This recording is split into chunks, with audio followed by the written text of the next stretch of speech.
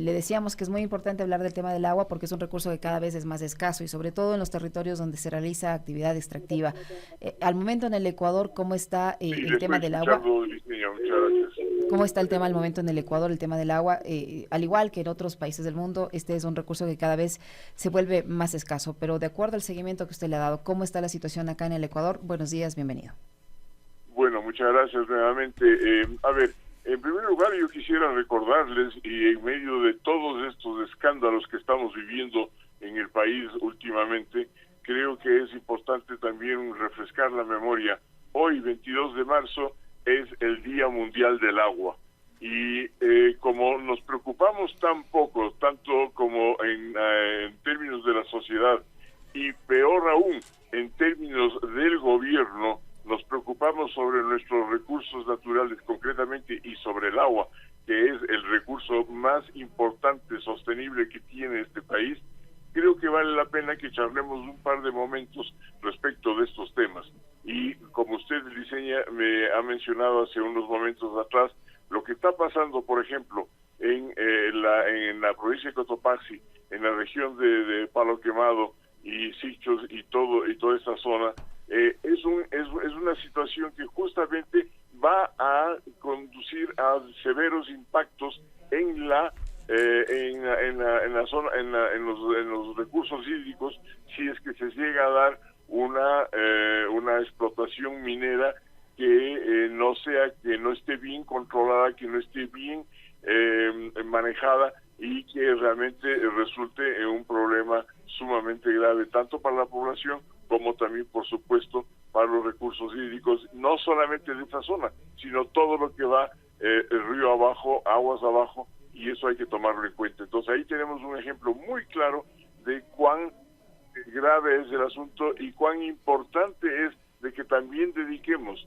una mirada y pongamos atención a lo que está sucediendo y a lo que puede suceder todavía en lo que respecta a los recursos hídricos del país.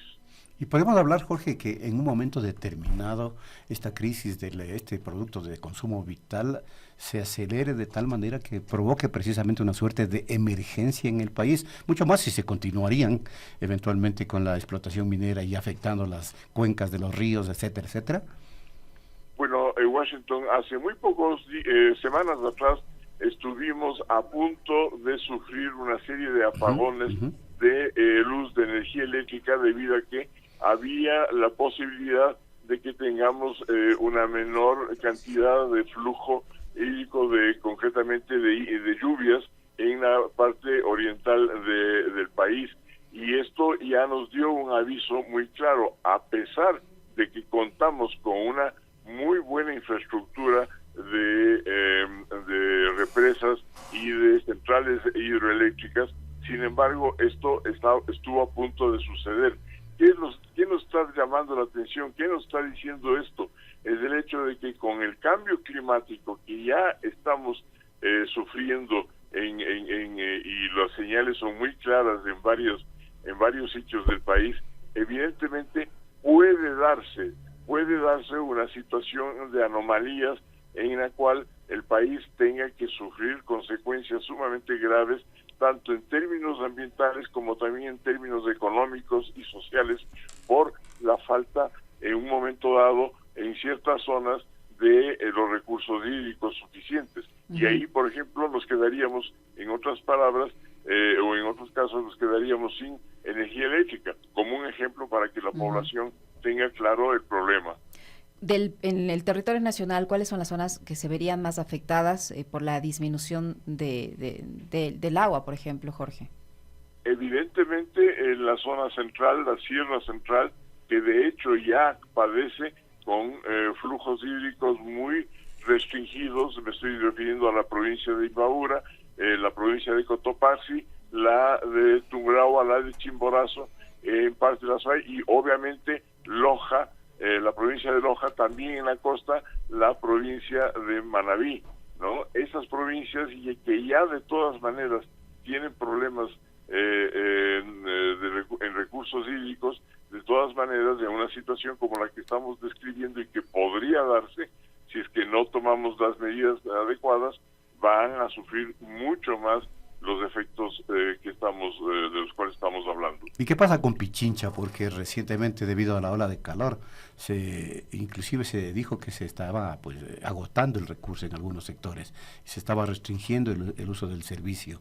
¿Puede Pichincha verse afectado en un momento determinado? Porque hay que recordar que uno se abastece de agua del oriente, básicamente, ¿no? En Quito. En el momento en que llegue una situación de esta naturaleza a Washington, la provincia de Pichincha también va a sufrir, concretamente la ciudad de Quito, tomando en cuenta de que, como usted bien ha dicho, nosotros estamos tomando el agua, estamos captando el agua de la provincia del Napo principalmente. Entonces, todo esto va a sufrir. Tomando en cuenta también otro aspecto, y es el hecho de que hay una disminución muy importante en los últimos 50 años que se ha dado en la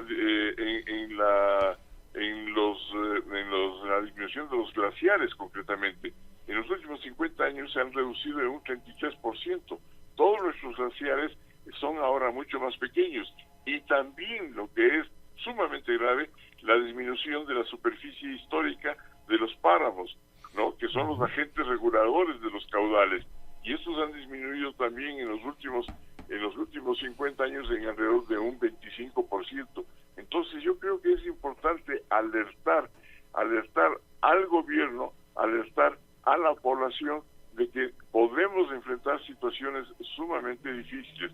Y por otro lado, en el caso ya de efectos más severos del cambio climático, por favor, recordemos lo que pasó con la provincia de Esmeraldas a comienzos de este año, en donde hubo una inundación masiva, en donde el agua llegó prácticamente al 1,5 metros, casi 2 metros de elevación en muchísimas poblaciones.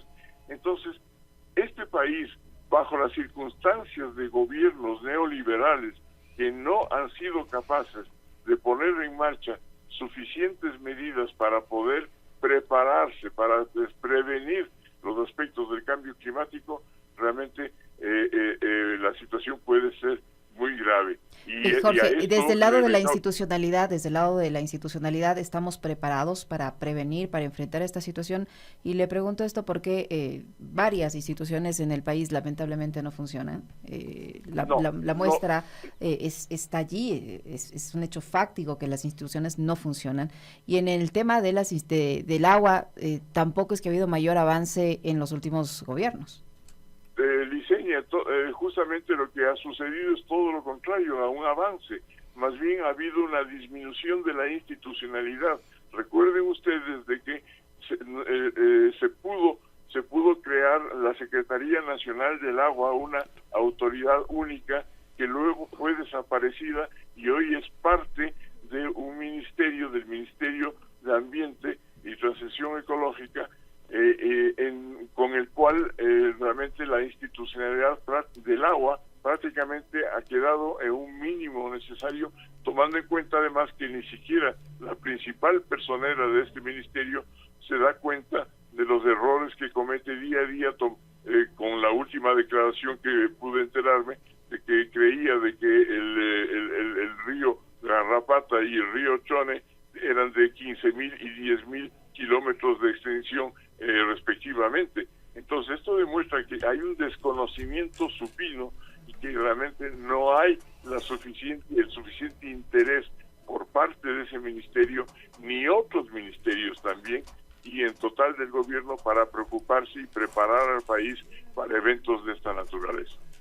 Bueno, muchísimas gracias a Jorge Jurado, experto en asuntos ambientales, hídricos y de energía, quien nos ha acompañado aquí en Punto Noticias. Ya son las 9 y será hasta una próxima oportunidad, Jorge.